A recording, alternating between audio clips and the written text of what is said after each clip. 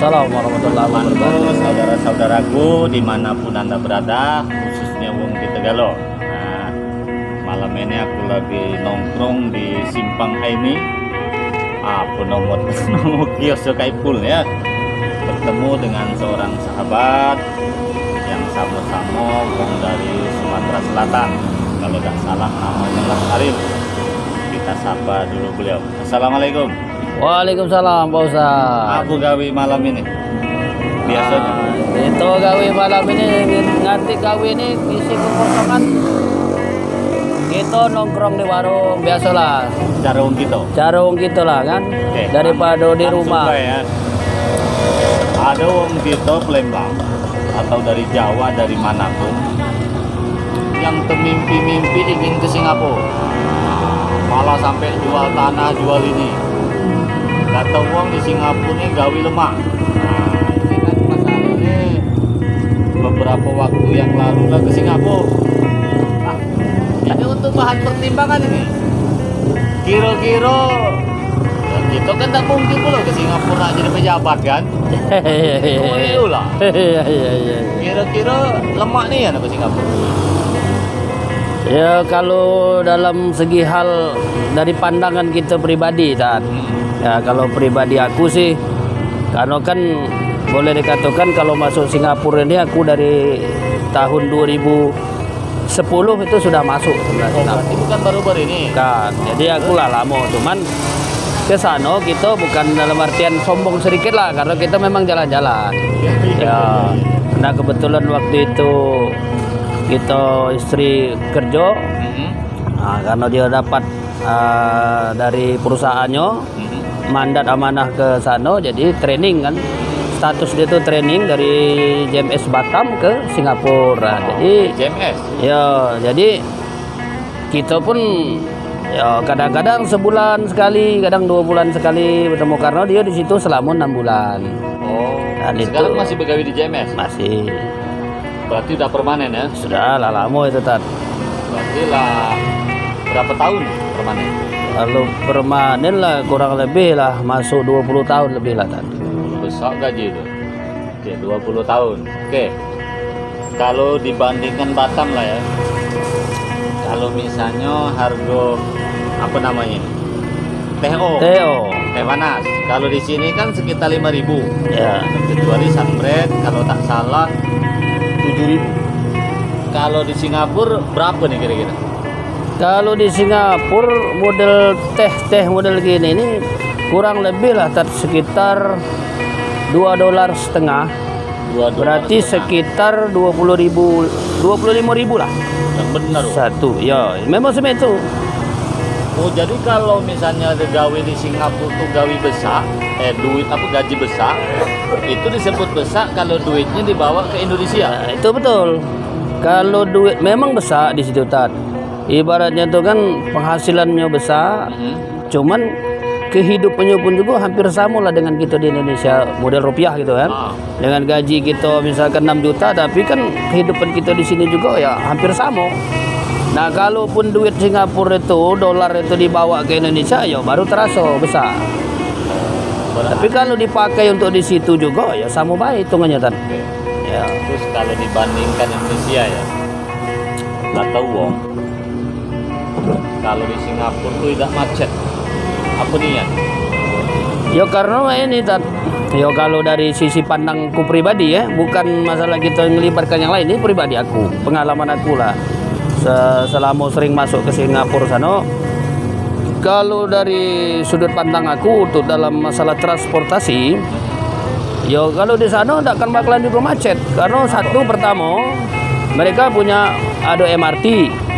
Oh, berarti Transportasinya lengkap, ada MRT-nya, ada LRT-nya, terus juga ini transportnya memang mereka sudah siap, memang artinya walaupun masyarakat rapi, betul, kendaraan pribadi, ya transportasi publik lengkap, dan itu tidak ada hambatan bagi mereka.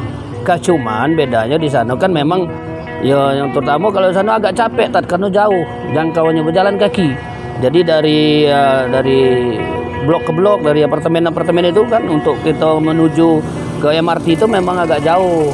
bagi yang jauh memang agak jauh dia kan jaraknya.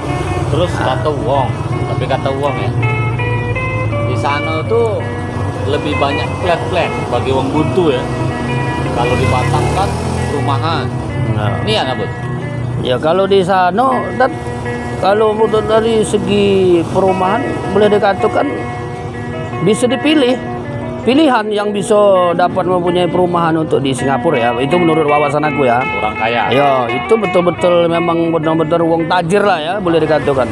Nah, itu baru bisa. Kalau untuk standar-standar menengah kelas ke bawah, mayoritas mereka tidak kati mempunyai tempat tinggal karena di situ susah. Ya kita tidak tahu juga lah tadi apa penyebabnya, apa memang mereka dibatasi itu aku belum pahamnya. Itu secara pandangan aku baik kan.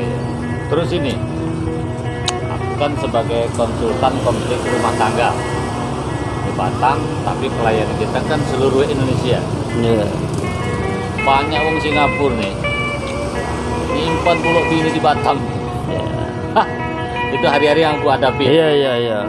Kata wong, walaupun dia punya bini simpanan di sini atau wong kita galak nikah dengan wong Singapura, nih ya, tapi tak seluruhnya berduit juga wong Singapura nyimpan bini nih. Apa nih ya? Kira-kira Ya itulah jadi Tat. Itu kan sebagian. Karena mak ini kalau dari segi pandang gitu dewe, kalau aku nengok ya, ngapo wong kita ini banyak nikah dengan wong luar sana. Ya yang pertama yang jelas rata-rata itu problem masalah rumah tangga, masalah ekonomi. Pertama itu. Nah, mungkin menurut mereka yang di sini, menurut wong kita, kalau nikah dengan wong sana otomatis ya duitnya banyak kan itu. Itu dari pandangan mereka. Nah, sebagian memang ada yang bisa lebih dan juga kebanyakan juga ada juga yang biasa-biasa baik ada. Artinya bagi wong kita cukup lah. Ya. Duit sebulan 10 juta. Ya. Karena nyukupi hidup anak kan. Ya. Tapi bagi wong Singapura mungkin 10 juta. Tidak ngerti apa-apa. Ayo itu. Jadi pandangan Singapura dengan kita beda. Beda, Bagi itulah. wong kita 10 juta. Lah besar, lah besar katuk lain. Oh, karena PNS Ya. lagi sana 10 juta tuh. Nah, ya itu tadi Tat. Iya. Ya, karena itu tadi dari segi pandangnya itu situ. Jadi menurut mereka tuh ya sebagian yang memang ada. Nah, sebagian ya tidak juga sih, mayoritasnya juga tidak.